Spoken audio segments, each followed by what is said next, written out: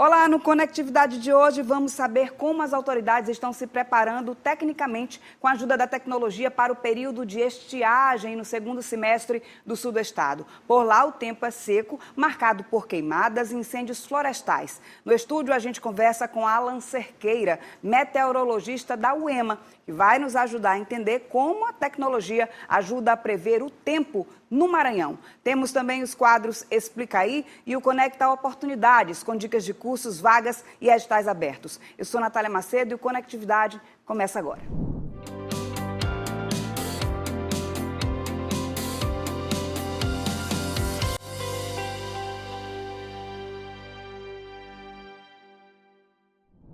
Enquanto uma parte do Maranhão ainda convive com as chuvas, outra já se prepara para o período de estiagem. E a tecnologia tem sido uma aliada importante na prevenção e no combate às queimadas. A reportagem é de João Carvalho, com produção de Dani Klein.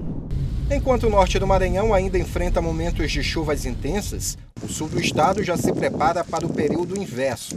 O segundo semestre de cada ano é marcado por temporadas de secas, que são responsáveis por queimadas e incêndios florestais.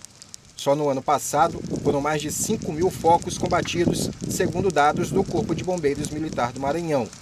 Por isso, é preciso antecipar o planejamento e potencializar ações de prevenção, fiscalização e combate aos incêndios florestais e queimadas ilegais. Juntamente com o Estado, nós fizemos essa parceria com o SMESC, com essa plataforma de monitoramento, que já auxilia, junto com o painel do fogo, onde nós trabalhamos. Atuamos também em monitoramento com drones, que é uma tecnologia que a gente começou a utilizar nos últimos anos. Tivemos esse recebimento das viaturas que vão atender o maior ponto focal no interior do Estado. Para ter maior êxito nas ações, o Corpo de Bombeiros conta com o apoio do Instituto Maranhense de Estudos Socioeconômicos e Cartográficos, o INMESC. O órgão vai construir uma plataforma que deve auxiliar na identificação de focos de incêndio no interior do estado e no acompanhamento em tempo real. O principal objetivo desse ACT na construção dessa plataforma é desenvolver um mecanismo em que a ação do Corpo de Bombeiro ela seja otimizada. Sendo assim, vai ter integração de dados de focos de calor em tempo real associado com as principais demandas do Corpo de Bombeiro, como áreas de unidade de conservação, territórios indígenas e outras áreas prioritárias para as ações. Além das ações de combate, o Corpo de Bombeiros trabalha na prevenção, fazendo a chamada educação ambiental, uma vez que o trabalho envolve atuação conjunta e conscientização da população. No quadro Explica Aí, vamos entender de forma simples o que é educação ambiental. A educação ambiental é aprender como nossas atitudes afetam o meio ambiente e o que podemos fazer para preservá-lo. Pequenas ações como economizar água, separar o lixo e evitar desperdícios fazem a diferença. Ela também incentiva o consumo consciente e a responsabilidade com os recursos naturais. Cuidar do meio ambiente é cuidar da nossa qualidade de vida. Por isso, a educação ambiental deve estar presente na escola, em casa, no trabalho e na comunidade. Quanto mais informações e conscientização as pessoas têm, maiores são as chances de construirmos cidades mais sustentáveis e um planeta mais equilibrado. É isso aí. No próximo bloco, a ciência por trás da previsão do tempo no Maranhão. No estúdio, a gente conversa com Alan Cerqueira, meteorologista da UEMA. Eu volto já.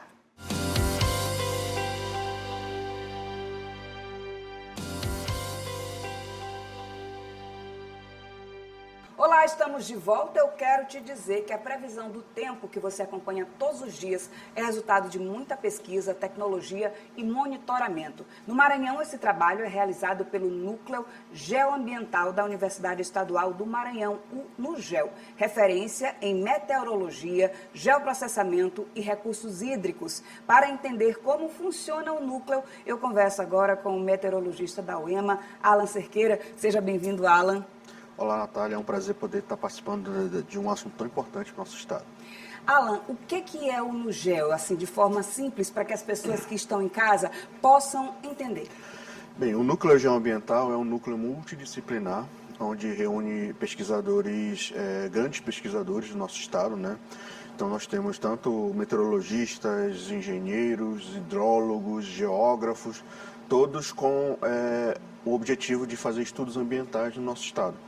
E já há quase 30 anos no NUGEL, né? Antes com outro nome, né? Sim. Ele mudou em 2001, se eu não me engano, por esse nome, NUGEL, mas antes era Núcleo de Recursos Hídricos e Meteorologia. E há 30 anos, mais ou menos, nós estamos fazendo esse monitoramento no estado, né? Então nós temos aí um longo histórico de informações, de dados, de produtos associados ao monitoramento ambiental, principalmente. Qual é a missão do NUGEL, Alan? Bem, principalmente difundir conhecimento científico na área ambiental, né, associado à Universidade Estadual do Maranhão, ou seja, duas linhas de atuação, a pesquisa e o ensino. Tanto é que muitos dos nossos pesquisadores são professores, assim como eu, formadores de pesquisadores na área ambiental. No meu caso, no curso de meteorologia, eu sou professor do curso de meteorologia, também da UEMA. E a missão principal é informação e conhecimento científico na área ambiental, com foco principal no nosso estado. Quais são as áreas de atuação que o núcleo atua? Bem, principalmente em meteorologia, né, geoprocessamento e recursos hídricos, que são os 3 laboratórios que compõem atualmente o núcleo geoambiental. Então, a parte de meteorologia, né, na qual eu faço parte, atua principalmente na questão do monitoramento atmosférico, a previsão do tempo, e muitos dos informativos que a gente passa para a imprensa vem lá justamente do nosso laboratório. Os laboratórios de geoprocessamento associado principalmente às geotecnologias, ou seja, desenvolvimento das tecnologias associadas ao sensoriamento remoto, e os recursos hídricos principalmente voltado para análise de águas, né? O nosso laboratório ele tem um know-how muito grande na análise físico-química de água, né? Ou seja, questões de poluição ambiental, biológica ou química, né? O nosso laboratório faz. Também, e a questão do monitoramento dos recursos hídricos, secas, enchentes e a questão do abastecimento de água, também o pessoal lá do Recursos Hídricos faz. Agora, Alan, uma curiosidade, acho que é geral. Como é que é feita a previsão do tempo? Bem, primeiro, a previsão do tempo é feita por meteorologista, né? Sim. Porque muita gente acha que qualquer pessoa pode... eu olhei para o céu, posso fazer a previsão. Não. Né? Então, o meteorologista que faz a previsão do tempo, que na verdade a previsão do tempo é como se fosse um compilado de todo o conhecimento meteorológico que se tem, por isso que precisa ter a formação de meteorologista para fazer isso, né? E meteorologia, diferentemente do que as pessoas acham, não é geografia, né? Meteorologia é física aplicada à atmosfera, ou seja, o meteorologista ele é um físico. Então, a grade de meteorologia, por exemplo, tem muita questão de muita disciplina de matemática e física. Então, e a geografia entra em outro aspecto, né? A parte mais aplicada. Mas, enfim, para você fazer uma previsão, você precisa ter, primeiro, conhecimento, né? O conhecimento físico, o conhecimento climatológico do estado. Não só do estado, a gente fala do estado do Maranhão, mas a gente tem que entender que o que acontece no Maranhão é influência de outras áreas, de outras regiões do mundo, né? Então, por exemplo, El Niño, acontece no Pacífico. Uma frente fria, por exemplo, vem do sul. Sim. Né? Aí tem outros fenômenos que não acontecem especificamente no Maranhão, mas que chegam aqui. Então, a gente foca no Maranhão, mas o monitoramento, na verdade, é global. E assim, como é que a gente monitora?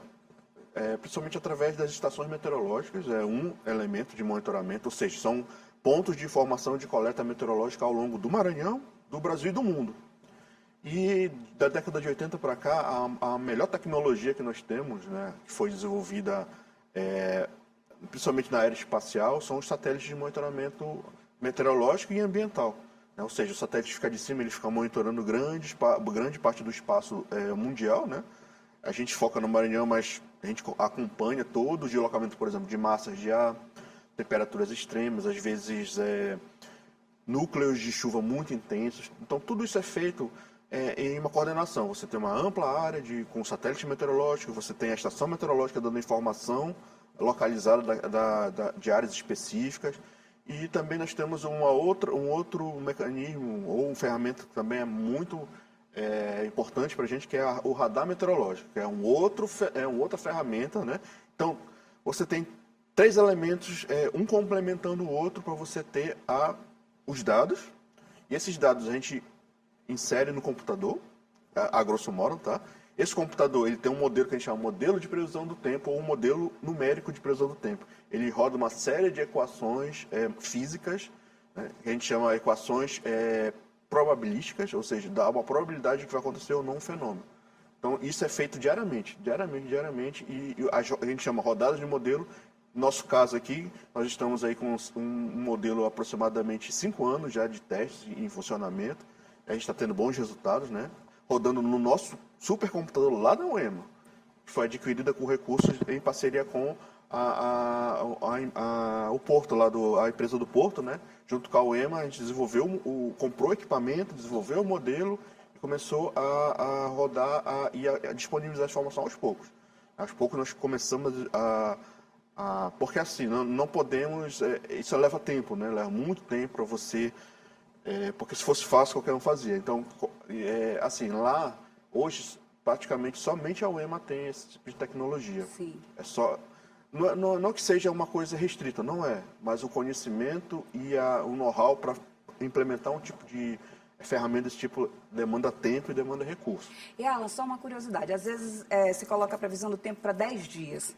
Com que frequência essas previsões elas são atualizadas? Você falou que o monitoramento é feito diariamente, mas às vezes as previsões saem com 10, 15 dias. Como é que é feita essa logística de vocês para a população? É assim, por exemplo, digamos que seja dia 1º hoje, a gente faz a previsão até o dia 10. Aí, por exemplo, dia 2, essa previsão é atualizada até o dia 11, e assim por diante. Então, a gente tem a questão da probabilidade de acerto. Então, probabilidade para as próximas 24 horas, em torno de 95%. E à medida que vai se afastando, para 10 dias passa a baixar de 60%, por aí. Então, na verdade, o acompanhamento diário da previsão do tempo faz com que a gente, por exemplo, possa prever aqueles eventos mais extremos, né, chuvas mais intensas, ou, no caso, secas também. Né? No nosso estado está entrando, nesse momento, no período seco. Né? Então, e a gente vai entrar com outro problema agora, que é a questão das queimadas. Exatamente. Então, principalmente naquela região ali, sul do Maranhão, né? Sul do Maranhão, isso, correto. Então, na verdade, historicamente, é a época da queimada por conta do período seco. Né? Agosto é o auge do período seco em todo o estado, inclusive no norte. Apesar das chuvas pontuais significativas que nós estamos vivendo nos últimos dias, mas já é período seco considerado no norte e no sul do Maranhão. Né? Então, a gente vai entrar nessa outra questão das queimadas. À medida que a gente adentra mais o período seco, agosto, setembro, outubro, maior a possibilidade de focos de queimada. No caso, como a gente monitora os focos de calor, né? A gente associa a queimada. E a gente tem uma outra agravante que nós temos aí, desde o mês passado, uma configuração de El Niño muito forte. El Niño muito forte tende a secar mais a atmosfera, deixar mais quente. E toda essa situação faz com que seja um palco ideal para a questão dos incêndios. Né? Então, tudo isso a gente já faz, por exemplo, El Niño, desde o ano passado a gente já sabia que ia ter um El Niño. Então, são previsões assim em escala diferente. Você falou da previsão diária, né? Isso é previsão do tempo. Mas ano passado a gente já fez a previsão climática. É outro tipo de previsão. Exatamente. Agora, o que é o El Niño? Já aproveitando aqui a deixa da tua explicação. O El Niño talvez seja o fenômeno mais famoso na sociedade. Então, hoje qualquer pessoa fala de El Niño, né? Tá El Niño, vai. Pois é. Então, desde o mais simples até o mais letrado, né, digamos assim, ele sabe, tá tendo El Niño, né? Tá tendo El Niño. O que é o El Niño? O El Niño é o aquecimento do Pacífico. Lembrando que o Pacífico é a maior superfície do planeta, né? Cerca de 70% da superfície praticamente é Pacífico, né? Então, tudo que acontece ali reflete no mundo inteiro. Então, quando o oceano, principalmente perto da costa, né, da América do Sul ali, quando ele esquenta, ele tende a provocar fenômenos em todo o mundo. No Brasil, acontece um negócio interessante. No norte e nordeste do Brasil, ele tem um ressecamento, resseca mais e deixa mais quente, enquanto que lá no sul do Brasil você tem mais chuva, né? Principalmente os índices pluviométricos tendem a levar mais, o que está exatamente acontecendo nesse momento. Nesse exato momento está tendo fenômenos extremos no sul do Brasil. Justamente é consequência do El Niño. Né? Então, a grosso modo é isso. O aquecimento do Pacífico faz com que modifique a dinâmica da circulação da atmosfera em todo o mundo. E Alan, a gente falou sobre período seco, queimadas, principalmente no sul do estado. Como é que o NUGEL, esse núcleo, ele auxilia órgãos como a Defesa Civil, a Secretaria do Meio Ambiente? Vocês têm esse diálogo, essa conversa? Não só as secretarias, mas principalmente a sociedade, né? Sim. Então, por exemplo, Uma linha que talvez a gente trabalhe e não fique muito explícito é tentar não transformar essa informação em uma espécie de alarmismo. Então não é bem assim, o El Niño pode acontecer isso, isso, isso, mas calma, não é assim, não vai acontecer. Sim. Não precisa estocar comida, nada disso. Então uma das linhas que a gente trabalha é informar a sociedade nesse aspecto. Aconteceu uma coisa extraordinária, um fenômeno estranho, a gente explica, é assim, assim, do ponto de vista científico. Porque, infelizmente, a gente está vivendo uma época em que existe muita questão das fake news e polêmicas. Então, a gente evita essa parte justamente para dar tranquilidade para a sociedade, né? E, claro, nós temos os nossos parceiros, a Defesa Civil, os órgãos de Estado. Um dos órgãos principais que a gente trabalha hoje em dia é a Secretaria de Agricultura do Estado. Sim. Então, a gente trabalha com várias frentes. A resposta imediata a desastres, que é a Defesa Civil, né? A questão da agricultura, que é o IMESC, né? Então, o IMESC não, é a Sagrima, né? A gente trabalha também com o IMESC, nós temos esse contato, né? Mas a Sagrima, o IMESC, então, na verdade, todos os órgãos do Estado, eles têm uma relação e a gente sempre está conversando, né? Então, aconteceu um fenômeno estranho, com certeza, aí todos os órgãos do Estado, o nosso governador sabe, todo mundo sabe. Então, a gente tem essa linha assim, muito boa, inclusive, as nossas conversas. E talvez a Defesa Civil seja o órgão que a gente tenha mais acesso ou contato por conta da resposta. Eles dão resposta imediata. Então, tanto a Defesa Civil estadual quanto a municipal são os nossos parceiros na resposta. A gente dá informação e eles agem de acordo com as diretrizes que eles têm lá. E, Alan, o núcleo já utiliza, claro, né, inteligência artificial nas pesquisas? Em quais etapas você pode falar pra gente? Assim, a gente, como ainda é uma ferramenta nova, né? Sim. E assim, a inteligência artificial ainda está, a academia ainda está vendo como isso pode ser usado de uma forma ética, Sim. né? Porque a gente tem que levar em consideração o seguinte, é uma ferramenta nova, não sabemos as consequências do uso. Então, a gente pode usar tanto para o mal, né, quanto para o bem. Então, a gente está tendo ressalva com... sim. Então, a gente pode dizer que ainda o núcleo ainda não... Não, a gente ainda não tem assim, um programa de utilização massivo, né? Claro, a gente usa para pesquisa avançada. Sim. Inclusive, é isso que eu falo para os meus alunos. IA, inteligência artificial, ela não é uma ferramenta para escrever por vocês, mas para pesquisar de uma forma inteligente. Aí sim, né? Então, a academia está se adaptando a isso, né? Quando eu falo academia, eu estou falando da parte educacional da UEMA, né? A pesquisa é a parte operacional, que é o NUGEL. Nesse caso, ainda na parte operacional, a gente ainda não está usando a ferramenta, né? Mas, é claro, como qualquer outra ferramenta, a gente pode ter bom aproveitamento, como também não, né? Então, isso é o tempo que vai dizer para a gente como a gente vai poder usar da melhor forma possível. Alan, só para a gente encerrar, o que os maranhenses podem esperar de previsão do tempo para esse segundo semestre? Pois é, junho e julho, né, são o que a gente chama de período de transição. Né? Ou seja, nós vemos do período chuvoso, tem os 2 meses de transição, onde diminui a chuva e o calor aumenta, né? E agosto é o primeiro mês do período seco. Então, a partir de agosto, a gente tem uma tendência de que não haja mais chuva. E o calor tende a aumentar, né? Então, isso é o que a climatologia fala para a gente. Só que tem o El Niño, e é um El Niño forte. Então, a tendência é que essa característica do período seco tende a piorar. Ou seja, mais calor, umidade mais baixa e a questão dos incêndios tende a aumentar também. A dica é tomar bastante água, né? Não uma das. Isso, água e também o pessoal costuma não se hidratar a pele, né? Isso é uma dica também, né? E também filtro solar. É uma época que não tem nuvem, então a radiação ela é direta quando a gente anda na rua, né? É direta na pele. Então é outra dica que a gente dá. E Alan, só mais uma pergunta, a última. Como é que a população pode ter acesso ao núcleo, às informações do núcleo? Nós estamos passando nesse momento por um processo de mudança do nosso site. Sim. Mas principalmente hoje, a melhor ferramenta que nós temos é o Instagram. Só o Instagram, exatamente. Então, a gente está postando direto as informações no Instagram, é no gel.ema, o Instagram. E também você pode entrar em contato pelo comentário do Instagram, a gente responde. Tá? Então, hoje em dia, a nossa melhor forma de contato com a sociedade, mas o site novo do Nugel vai ser lançado nos próximos meses. É uma outra fonte de informação também. Alan, muito obrigada pela sua participação aqui no Conectividade. Seja sempre bem-vindo. Obrigado. Eu que agradeço, né? É muito bom poder falar desses assuntos assim mais técnicos, né? Para a população, que às vezes a gente traduz essa informação que é muito acadêmica e quando a gente trata com o jornalista, entende a traduzir isso para a pessoa entender melhor. De forma mais simples. Isso. Obrigada, Alan. No próximo bloco tem o Conecta Oportunidades, com dicas de cursos, vagas e editais abertos em um minuto só.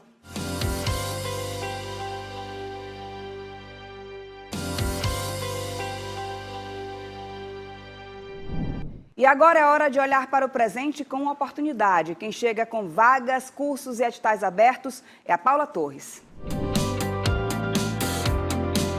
Oi, Nath, muito bom estar com você em mais uma edição do Conecta Oportunidades. E como já é tradição por aqui, a gente traz vagas de emprego e oportunidades para quem está em busca de uma nova chance no mercado de trabalho aqui no Maranhão. Vamos conferir?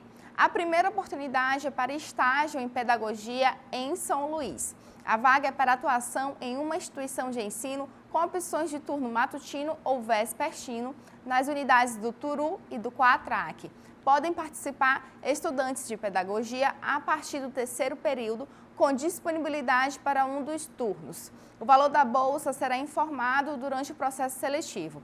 Os interessados devem enviar o currículo em PDF para o e-mail oportunidades01empregos@gmail.com, informando no assunto da mensagem estágio em pedagogia. Repetindo, oportunidades01empregos@gmail.com.